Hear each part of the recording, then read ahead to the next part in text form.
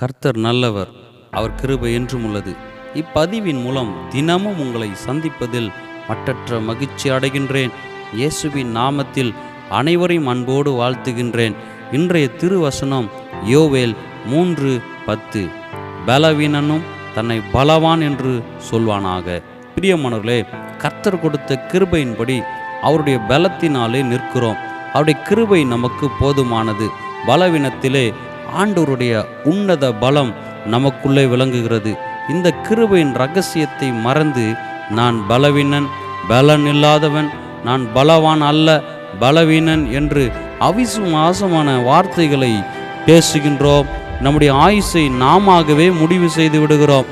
இதை செய்ய எனக்கு திராணி இல்லை, இதை செய்ய என்னிடத்தில் தகுதி இல்லை, நான் குறைவுபட்டவன், இது என்னால் முடியாது, அவ்வளவுதான் என்று நாமாகவே முடிவு எடுத்து விடுகிறோம்.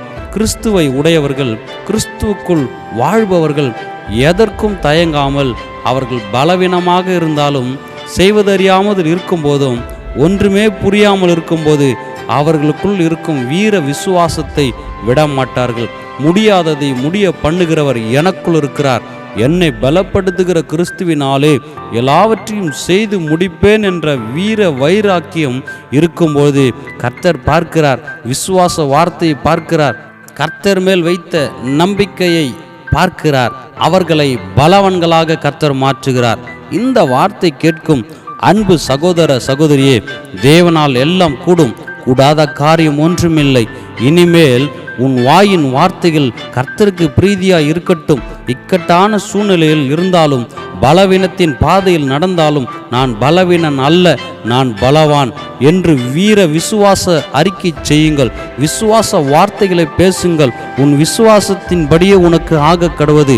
இனி இயேசுவின் உயிர்த்தெழுந்த வல்லமையுள்ள நாமத்தினாலே பலவீனனும் தன்னை பலவான் என்று சொல்வார்களாக. நாங்கள் பலவான்களின் புத்திரர்கள் என்று சொல்வார்களாக. அசாத்தியங்கள் இயேசுவால் சாத்தியமே. வெற்றி நிச்சயம், விடுதலை சத்தியம். அவரவர் விசுவாசத்தின்படி கர்த்தர் ஆசீர்வதித்து உயர்த்துவீராக. ஆமென்.